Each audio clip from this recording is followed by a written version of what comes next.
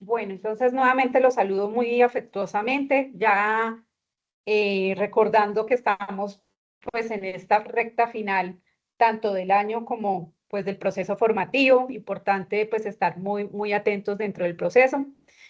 Hoy nos encontramos en la sesión en línea número 3 de esta competencia transversal de derechos fundamentales del tecnólogo de animación digital. Eh, Importante tener en cuenta que ya hemos venido trabajando dos actividades, dos evidencias. Han estado muy participativos los aprendices. Igual de pronto les hace falta y van a ver la grabación en adjuntar esas evidencias, de subirlas a la plataforma,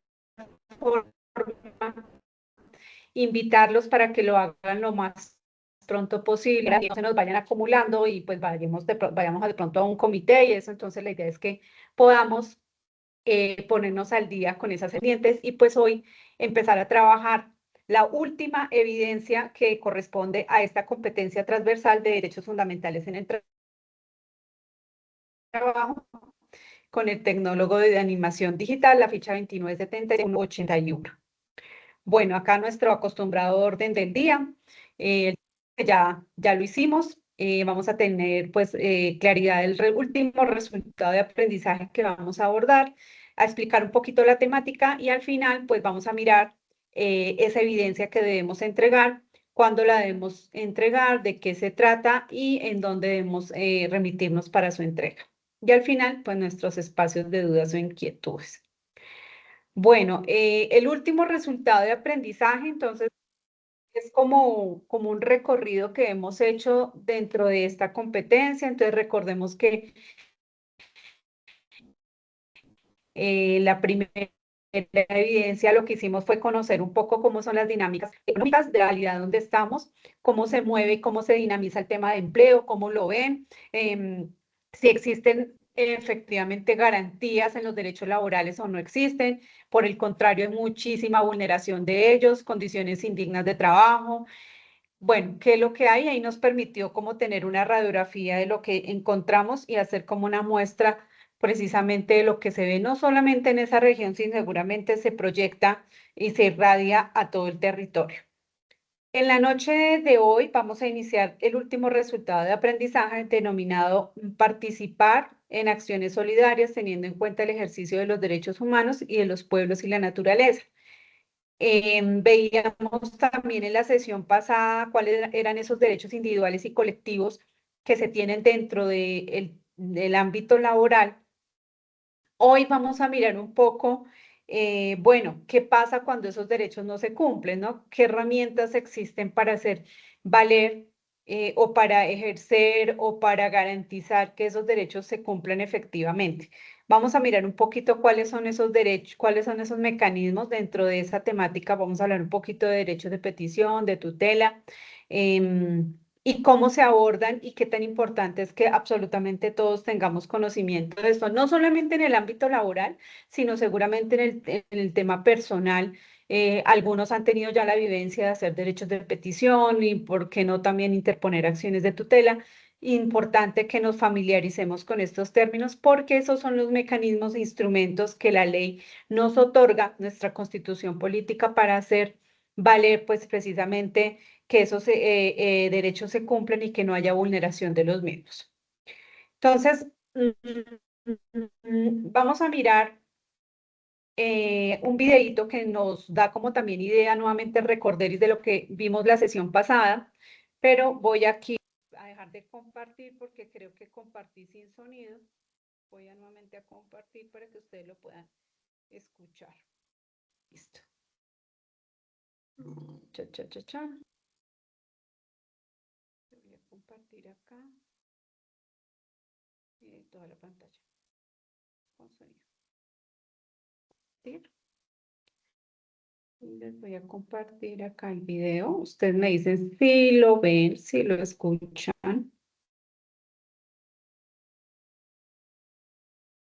Conoce Luminous 630 con Temidol. Que acá nos La faltan las innovación que reduce propagandas. distintos tipos de manchas oscuras.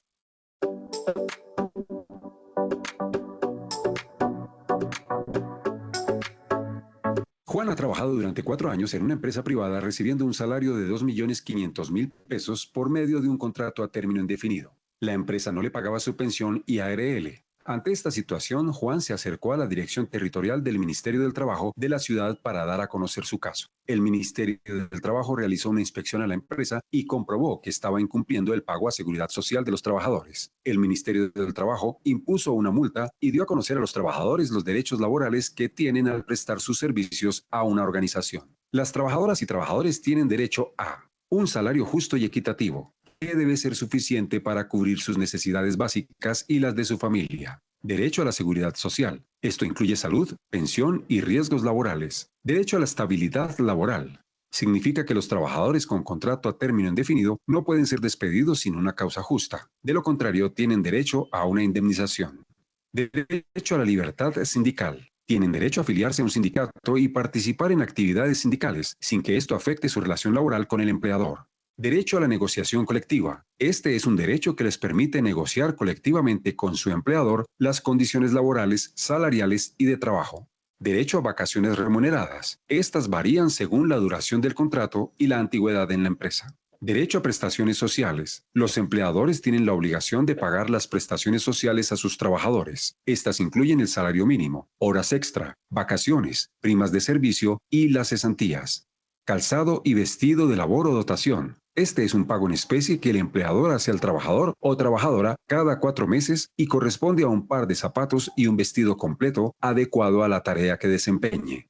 Licencia de maternidad y paternidad. Es un tiempo de descanso al que tienen derecho las madres y padres trabajadores.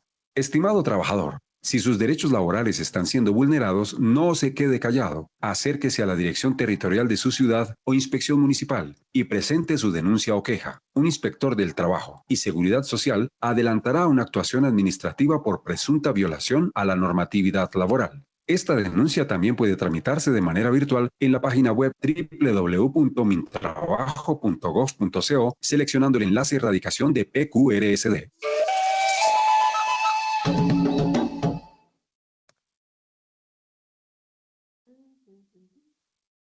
Listo. Muy bien. Entonces,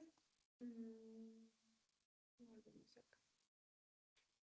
Entonces, conocer y tener claridad de que el derecho al trabajo surge como una conquista que se ha venido dando con el transcurrir del tiempo y que hoy en día hablamos de que ya se puede constituir, se constituye como un derecho fundamental el trabajo en la Constitución Política y también en la Declaración Universal de los Derechos Humanos, y que estos derechos individuales que ahorita veíamos en el video, que nos permite volver a hacer como ese recorderis, nos pone siempre como muy atentos a ver si hay alguna posible vulneración de ellos en el ámbito laboral, en donde estemos trabajando. Y como yo les decía en las otras sesiones, puede ser también que estemos en el otro escenario. Yo no voy a salir a buscar empleo porque no quiero emplearme, yo quiero tener empresa. Entonces, bueno, desde el rol como empresario, de microempresario, en mi unidad productiva, en mi proyecto productivo, pues también tengo que empezar a mirar cómo es ese tema de contratación de personal, cuáles son los derechos que yo debo, las obligaciones que tengo como empleador que debo cumplir con mis colaboradores, ¿cierto? Para evitar sanciones, demandas, multas, todo eso que es no solamente engorroso en tiempo, extremadamente costoso en dinero, ¿no? Cuando se vulneran esos derechos, hay unas multas que hay que pagar por esa vulneración. Entonces, en cualquiera de los dos escenarios en que nos vayamos a desempeñar o nos estemos desempeñando, es importante conocer estos derechos. Importante lo que decían también en el video. Bueno, ¿qué debo hacer cuando hay una vulneración de derechos? Entonces, en cuanto al tema de trabajo, en cada ciudad hay una territorial del Ministerio de Trabajo, seccional muy pequeña, pero allí se brindan todos los servicios. Ustedes saben que el Ministerio de Trabajo es ese ente superior que vigila y supervisa esas relaciones laborales y cómo se dan, y si hay alguna queja, alguna situación de conflicto o de vulneración, ellos entran a hacer ese papel conciliador frente al empleador y al trabajador. Entonces, si en algún momento ustedes ven que hay una situación en la que les parece que hay una injusticia laboral, pues ustedes se pueden acercar a estos entes territoriales del Ministerio de Trabajo. Allá hay unos inspectores de trabajo que los van a escuchar y que van a pues decirles si efectivamente si procede esa solicitud, esa queja o esa injusticia que usted de pronto está poniendo en conocimiento, y ellos proceden a hacer ese proceso de conciliación, ¿no? Ya después, si eso no, después de surtir ese primer proceso, no hay un resultado, pues ya viene un tema de demanda frente a ese tema laboral, frente a los derechos que se están vulnerando y las sanciones que acarrea el no cumplir con esos derechos. Bueno, muy bien. Entonces, para que lo tengamos en cuenta. Este tema de los instrumentos o los mecanismos que blindan los derechos laborales se dan no solamente en nuestro territorio, sino también a nivel internacional. Y la entidad que está encargada de precisamente dar como esos lineamientos y crear esas normas internacionales de trabajo que se llaman NIT, normas internacionales de trabajo, es la OIT. Recordemos que la OIT es esa oficina que hace parte de todo lo que tiene que ver de Naciones Unidas. Es esta agencia que se encarga todo lo que tiene que ver con el tema laboral. Todos los asuntos laborales a nivel mundial se tratan a través de la Organización Internacional del Trabajo, de la OIT, ¿sí? Esta OIT pues tiene una estructura tripartita. ¿Qué quiere decir eso? ¿Quiénes la integran? Pues las integran tres grupos muy importantes, que son pues representantes de los trabajadores, representantes de los gobiernos y representantes de los empleadores o de los empresarios. Y eso permite que haya una mirada desde diferentes puntos de vista y que allí se concilien y se puedan determinar cuáles son esas normas importantes que se deben dar desde el ente internacional como la OIT. Entonces nosotros hacemos parte de la OIT, Colombia hace parte de la OIT, por eso las políticas que se crean en nuestro país deben estar alineadas, apuntadas y dirigidas hacia esas normas internacionales que crea la OIT. Pero ¿qué son esas normas internacionales? Esas normas internacionales son esas recomendaciones o convenios que se hacen precisamente para que se mitiguen algunas condiciones que no son ideales y se dé la garantía también del disfrute de otras oportunidades que deben estar también descritas y que deben ser derecho de todos los trabajadores para poder dar un trabajo decente y poder generar condiciones dignas, ¿no? Recordemos que trabajo decente no hace referencia a la ocupación o el oficio que yo hago, sino que cuando yo hablo de trabajo decente, hace referencia a que ese trabajo en el que yo estoy laborando actualmente tenga todas las garantías legales, todos los derechos y ninguno de ellos sean vulnerados. Un trabajo decente, como consecuencia, otorga una vida digna, no solamente al trabajador, sino también a su núcleo familiar. En estas normas internacionales, entonces, por ejemplo, están en el convenio 98-97, Norma Internacional del Trabajo, la libertad sindical y la negociación colectiva. En nuestro país está dada la oportunidad de que las personas que trabajan en las empresas se puedan reunir y poder luchar en pro de un bien conjunto, de un bien común, y también se hagan esas negociaciones colectivas para mejorar las condiciones de trabajo. Deben haber en nuestro país, según la normatividad, mínimo 25 personas para crear un sindicato.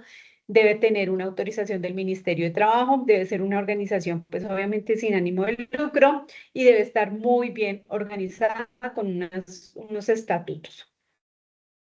Otro convenio importante es el tema de las condiciones laborales, y es el convenio 100.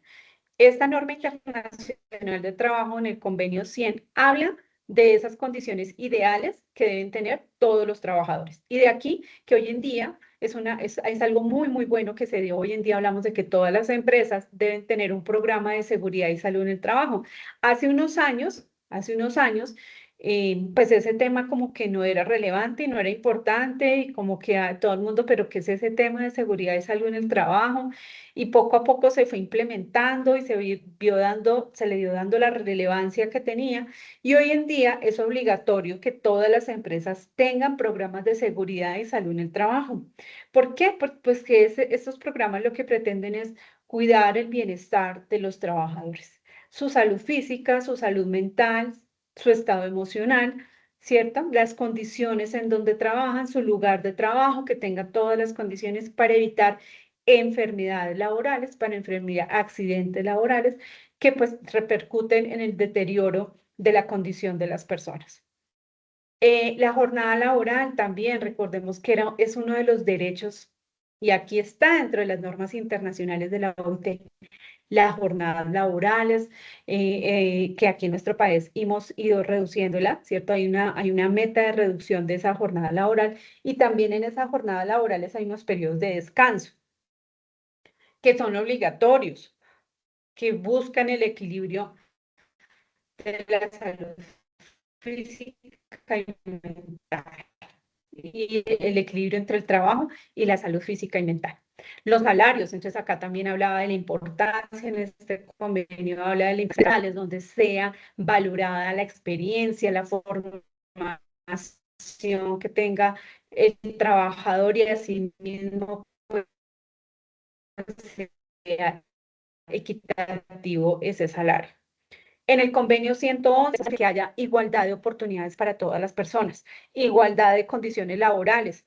No podemos que acá ganen más los hombres que las mujeres por desempeñar ¿no es cierto? Que haya oportunidad también para las personas en condición de discapacidad, para que haya, para todas las personas que puedan acceder al ámbito laboral, a la dinámica, al mercado laboral, tengan igualdad de condiciones.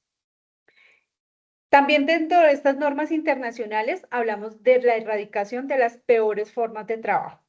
Es uno de los principios de la OIT, pero en este convenio 182 habla de erradicar esos principales focos que generan esas condiciones de vulneración de derechos, especialmente frente a un sujeto de protección especial como son los niños y los adolescentes. Bueno, entonces, ¿cómo se crean esas normas internacionales de trabajo en la OIT? Eso no es capricho de que alguien un día venga, que esto suena como bonito, venga, pongámosle no discriminación y creamos una norma. No, eso tiene todo un proceso. Y acá está en esta diapositiva y pues ustedes dirán, pero a mí, ¿para qué me interesa saber? Eso es importante, porque estas normas son las que dan la pauta para que en los países como el de nosotros se creen la garantía de que tengamos acceso a todo lo que hoy en día podemos tener cuando entramos a tener un trabajo con todas las condiciones legales. ¿Sí? Esto nace de acá. Eso tiene todo un proceso y todo lo que pasa en la OIT, pues dentro del proceso está la identificación del problema. Por ejemplo, lo que hablamos de las peores formas de trabajo infantil. Entonces resulta que de todos los países llegaron muchas solicitudes donde se veía que una de las peores formas de trabajo infantil era la minería, que en el sector minero habían muchísimos niños y niñas trabajando, exponiendo su vida, entorpeciendo su desarrollo, su desarrollo emocional, su desarrollo físico, porque pues un niño debe tener todas las pautas de su proceso de desarrollo, ir al colegio, interactuar de su primera infancia, crecer, aprender, socializar, ¿cierto? No debe estar trabajando, pero la minería fue uno de los problemas más grandes que se identificaron en la OIT. Una vez identificado ese problema, pues se puso a discusión, ¿cierto? ¿Entre quién? Pues en los que conforman la OIT. Esta consulta tripartita que recordemos que hablábamos ahorita, que son gobierno, trabajadores y empleadores, ¿cierto? Y empresarios. Lo discutieron y efectivamente dijeron, venga, sí, nos hemos dado cuenta que los niños están cada vez a una edad más temprana trabajando en condiciones terribles. También como lo vemos los niños que están, por ejemplo, en la mendicidad, que están en los semáforos, que los utilizan, que los instrumentalizan para pedir dinero, que los vuelven mendigos para que otros reciban esa plata. Esas son peores formas de trabajo y no solamente se da en Colombia, sino en muchísimos países.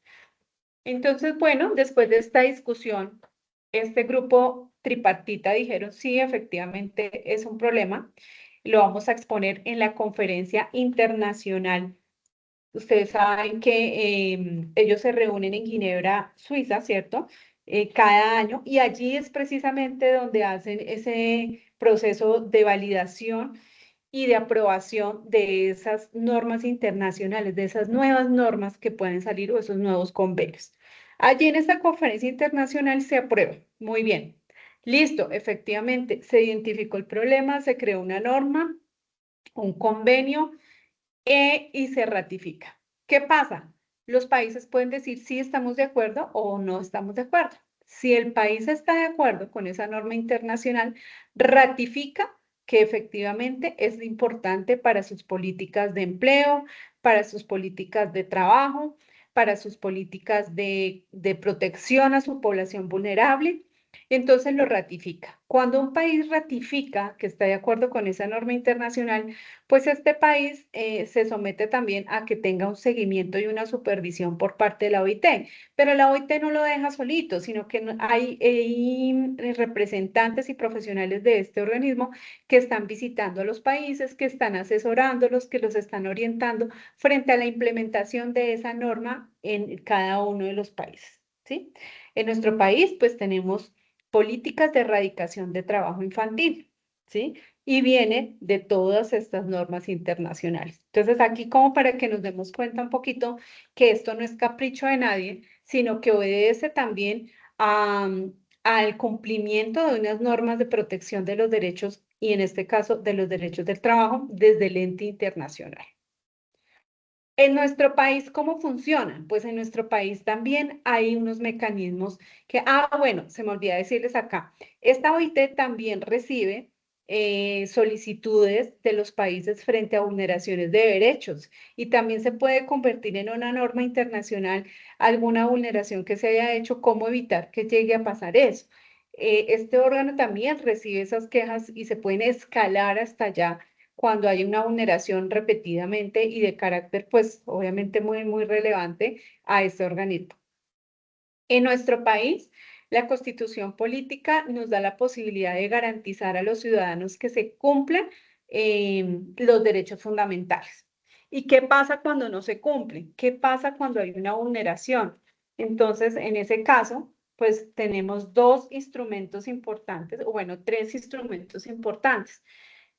Y el primero es la acción de tutela, ¿cierto? La acción de tutela, pues es un mecanismo que protege los derechos fundamentales. Ojo, la acción de tutela se implementa o se instaura cuando hay un derecho fundamental que está siendo vulnerado, ¿sí? Y que está siendo amenazado y este derecho debe estar consagrado en nuestra Constitución como derecho fundamental. La vida, el trabajo, la salud, el estudio, bueno, hay muchísimos. Esos derechos fundamentales son los que se pueden utilizar este mecanismo para lograr que sea un mecanismo rápido y se proteja ese derecho que está siendo vulnerado, ¿sí?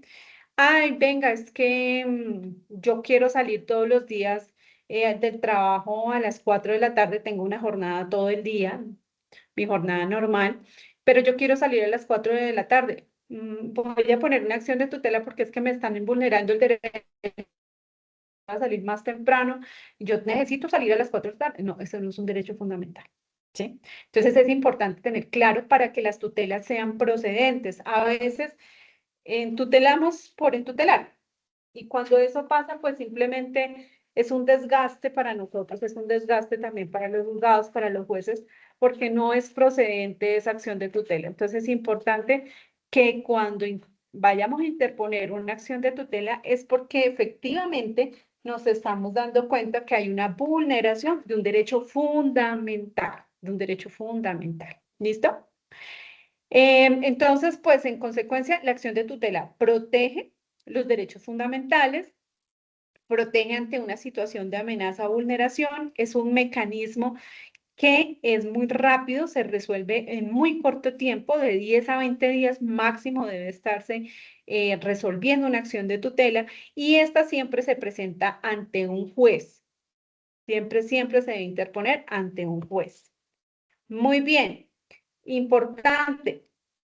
¿Necesito de un abogado para interponer una acción de tutela? No, la acción de tutela la puede interponer cualquier ciudadano, ¿sí? Cualquier persona puede instaurar una acción de tutela. En el material de formación que tenemos en la plataforma Sayuna, hay un formato guía para hacer acciones de tutela. Importante que ustedes entren a la plataforma, al material formativo de derechos fundamentales y puedan descargar ese formato. En algún momento de pronto lo van a necesitar y ustedes lo pueden implementar. Es muy fácil de hacer. ¿Qué es importante a la hora de hacer una acción de tutela? Pues que tenga toda la información, el encabezado, que contemos los hechos, primero, segundo, tercero, qué fue lo que sucedió, muy bien fundamentados, tener claro cuál es ese derecho que está siendo vulnerado y también citarlo en la acción de tutela. También después debemos decir, bueno, cuáles son esas peticiones, cuáles son las pretensiones que tenemos nosotros, qué es lo que queremos con esta acción de tutela. Presentar las pruebas también es muy importante, documentadas en física de esa vulneración de derechos y pues a dónde nos notifican cuando nos den la respuesta. Entonces al final pues vamos a colocar nuestro nombre, nuestra dirección y nuestro teléfono. ¿Sí? Realmente es una estructura muy sencilla, pero es muy importante que esté bien fundamentada para que no la vayan a rechazar. La acción de tutela se puede presentar verbalmente en algunos casos, es decir, yo me puedo presentar a un juzgado ante el juez y hacerlo de forma verbal. ¿En qué casos yo puedo presentar una acción de tutela de forma verbal? Cuando el solicitante no sepa escribir, entonces, no, es que yo no sé escribir. Ah, no, entonces no puede acceder a la acción de tutela. Sí, sí, señor, sí lo puede hacer y lo puede hacer de forma verbal. Cuando sea menor de edad, es hay un niño que está siendo, que es un sujeto de protección y hay una posible vulneración de derechos, entonces el niño, pues no hay nadie que lo acerque, lo represente, o a veces son los mismos papás o las personas cuidadoras quienes están cometiendo esa vulneración de derecho. El niño puede acercarse a un juzgado y puede tomársele su petición de forma verbal. Cuando exija urgencia protección alguna situación de amenaza inmediata y que requiera que el proceso sea ya o ya, también se puede hacer de forma verbal. Otro mecanismo de protección es el derecho de petición, pero el derecho de petición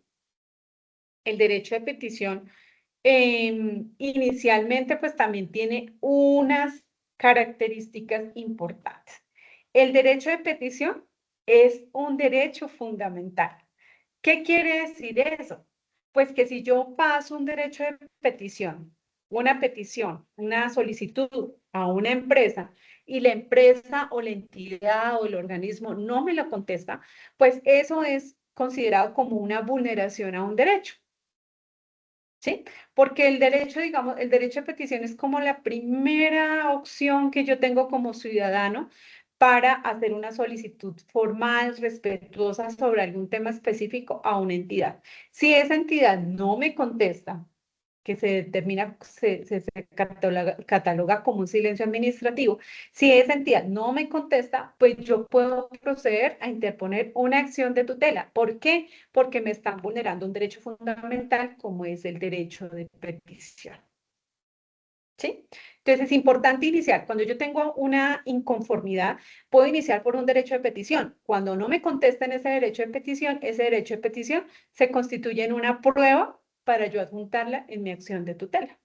¿Mm? Importante por eso saber. Entonces, bueno, este derecho de petición, pues es todo, es una solicitud respetuosa que se hace ante cualquier autoridad por motivos de interés general o particular para obtener una pronta solución. Estos derechos de petición tienen unos términos para dar respuesta. Entonces, cuando Yo, por ejemplo, estoy haciendo una solicitud, un reclamo. Esta entidad puede demorarse hasta 15 días para darme respuesta a esta queja que estoy interponiendo. Pero ojo, ¿qué pasa? Ustedes dicen, ay, no, pero es que yo he hecho eso y a veces pasan más de 15 días y no me dan respuesta o no me dan respuesta de lo que yo quiero. Pues la empresa o la entidad cuando de pronto le da contestación a esa solicitud, lee la solicitud y dice, no, yo en 15 días no alcanzo a darle respuesta, pues le puede dar una respuesta parcial mientras le resuelve la solicitud de fondo y puede tomarse otros 15 días. Por eso a veces se demoran hasta 30 días las entidades en dar respuesta. Para obtener peticiones de información suministrada, o sea, cuando necesito alguna copia o algún documento, pues la entidad se puede demorar hasta 10 días. Hoy en día, las empresas tienen, digamos que esto muy bien organizado y son módulos que tienen la mayoría de empresas ahora a través de sus plataformas, como son los módulos de PQR, peticiones, quejas y reclamos. Todo lo que entre a través de ese módulo, se recepcione a través de ese canal, tiene trato de derecho de petición. ¿Sí? O sea, una solicitud que yo haga a través de un módulo PQR, le van a aplicar estos mismos términos de 15 días, 30 días, 10 días, ¿sí? Porque el trato que le da la entidad es como si fuera un derecho de petición, ¿sí? Entonces, es importante también conocerlo. Bueno, y por último, tenemos las acciones de cumplimiento. Es otro mecanismo también que existe, que se puede presentar de forma grupal, personas, asociaciones, sociedades, cuando se ve que se está infringiendo alguna ley, ¿sí? Por ejemplo, en nuestro país tenemos una ley de protección a la información, ¿cierto? De habeas data. Entonces, si yo veo que en una entidad están utilizando esa información y la están desviando por algún lado, entonces yo puedo interponer una acción de cumplimiento hacia esa entidad y hacia el funcionario que lo está haciendo porque está compartiendo mi información que es privada, que es confidencial y que hay una ley en nuestro país que habla de la protección de datos. ¿Sí? Cuando alguien infringe una ley, entonces yo puedo interponer una acción de cumplimiento. Esa acción de incumplimiento inicia pues precisamente dentro de la entidad con un estudio, con una investigación dentro de la entidad, de la empresa para ver quién fue el que infringió la ley, ¿cierto? Entonces hacen procesos disciplinarios, averiguan y aplican las sanciones también correspondientes. Entonces, ese es otro mecanismo que existe, que es la acción de cumplimiento. Muy bien, chicos. Entonces, estos son los tres mecanismos que existen en nuestro país, que están garantizados y contemplados en nuestra Constitución Política. Ahora vamos a hablar, ya finalizando un poco esta temática, vamos a hablar de la evidencia que vamos a entregar. Listo. Entonces, esta evidencia es muy sencilla. Es una evidencia muy cortica, pero quiero que ustedes son supremamente creativos por el perfil profesional que tienen de animación, ustedes son creativos. Vamos a hacer un gráfico. ¿Un gráfico qué es? Un gráfico puede ser una historieta, utilizan diferentes personajes y van contando lo que va pasando. Y en ese gráfico lo que vamos a resolver es que ustedes me van a decir cuáles son esos mecanismos de protección que existen frente a los derechos fundamentales. Ya los vimos, derecho de petición, acción de tutela, van a colocar las características de qué se trata, qué son, qué protegen, a través de un gráfico, puede ser de una historieta, ¿listo? Lo pueden hacer manualmente, lo pueden hacer a través de alguna herramienta digital, está perfecto, lo pueden utilizar, lo importante es que sea de su autoría, ¿sí? Cada quien lo va a diseñar y lo va a subir. ¿Dónde los juntamos, profe? Entonces ustedes se van a remitir, a la AP10, Derechos Fundamentales, gráficos sobre mecanismos de protección de derechos fundamentales en la guía de aprendizaje 10. ¿Listo? Esta es nuestra actividad de aprendizaje 3, instrumento de evaluación 07. Es realmente una actividad muy sencilla, muy divertida, porque ustedes van a poner en conocimiento, en práctica, pues todo lo que están viendo en su programa formativo. Como les digo, pueden utilizar personajes, hacer las historietas, contar de qué se trata, hacer diálogos. De la forma más creativa, lo van a hacer. La evidencia, fechas, cronograma. Esta evidencia está abierta desde ayer a las 00 y va a estar hasta el 9 de diciembre abierta. Importante que lo hagan en la fecha. Importante que lo hagan dentro de esta fecha, porque ustedes saben que ya estamos cerrando, estamos terminando el proceso formativo y la idea es que ustedes se vayan muy contentos a comer su buñuelito, su natilla, sin preocupaciones, sin angustias. Entonces puedan dejar al día esta evidencia y ya la competencia, porque como les digo, está la última evidencia de la competencia de derechos fundamentales. Entonces ya aquí ya cerramos y aprobamos competencia. Importante que cumplan con esos parámetros de estas fechas. Aquí les traje como un recorderis de dónde estamos para que ustedes nos ubiquemos un poquito, aunque yo sé que ustedes todos los días lo revisan, son muy juiciosos, entran todos los días a la plataforma, miran sus guías, las leen con mucha atención. Bueno, la guía ya debe estar a más tardar mañana activas, que aquí como ya hay unos instructores que no están en formación, entonces ocultaron alguna información, pero la guía ya está habilitada. Si no está ahorita, ya mañana temprano va a estar habilitada. Entonces, estamos en la AP10. En la guía, Evidencias Guía de Aprendizaje 10, allá al final van a encontrar derechos fundamentales, gráfico de mecanismos de protección. Allá es donde van a cargar su evidencia. ¿Listo? Mira, aquí está. Y acá está el instrumento de evaluación. Quiero mostrarles el instrumento de evaluación. Ahí en el instrumento de evaluación, espérenme un segundo. En el instrumento de evaluación, acá está. Allá usted le dan clic y les descarga este instrumento de evaluación. Entonces, ahí en el instrumento de evaluación viene pues la lista de chequeo para verificar que se cumpla con estos criterios, pero ahí hay algo muy interesante y es que dice que el gráfico más o menos debe responder a estas preguntas. ¿Qué tipos de mecanismos de protección de derechos fundamentales existen? Ya los vimos, pero ustedes deben profundizarlos.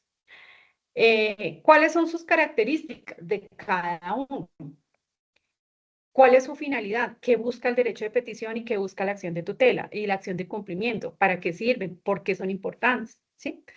Y al final, pues vamos a concluir, cada uno concluye para qué sirven y si les pareció importante y les parece importante estos mecanismos dentro de la normatividad laboral, dentro de la normatividad de nuestra dinámica de mercado laboral que exista y no solamente el mercado laboral, sino en la dinámica de los derechos humanos. ¿Será que es importante que existan estos mecanismos? Bueno, es una pregunta que cada uno de ustedes va a responder en el gráfico.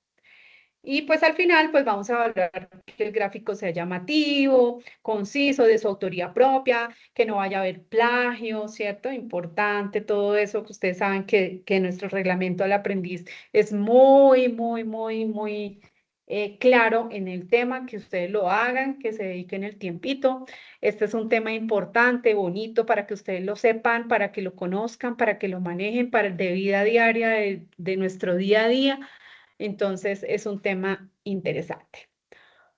Bueno, abro el espacio aquí para las dudas e inquietudes que ustedes tengan en este momento sobre la temática, sobre la evidencia. No, profe, hasta el momento es todo muy claro. ¿Sí? Sí, profe, todo claro. Listo, perfecto. Me alegra mucho que haya quedado todo claro. También para los compañeros que vayan a ver la grabación, este tema ya es un poquito más cortico, pero muy importante dentro de todo el desarrollo de la competencia que vimos de derechos fundamentales. Nuevamente les reitero la importancia de que entreguen sus evidencias, que por favor no se dejen acumular, que se vayan tranquilos a pasar Navidad y Año Nuevo sin nada pendiente. Entonces, bueno, ya damos por finalizada nuestra sesión de la noche de hoy.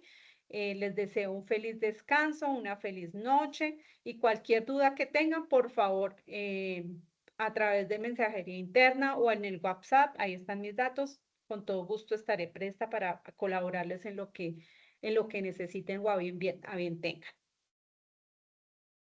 Vale, profe, muchísimas gracias. No, ustedes que estén muy bien. Voy a detener la grabación. Listo, profe, gracias. Feliz noche. Que descansen, que pasen una feliz noche.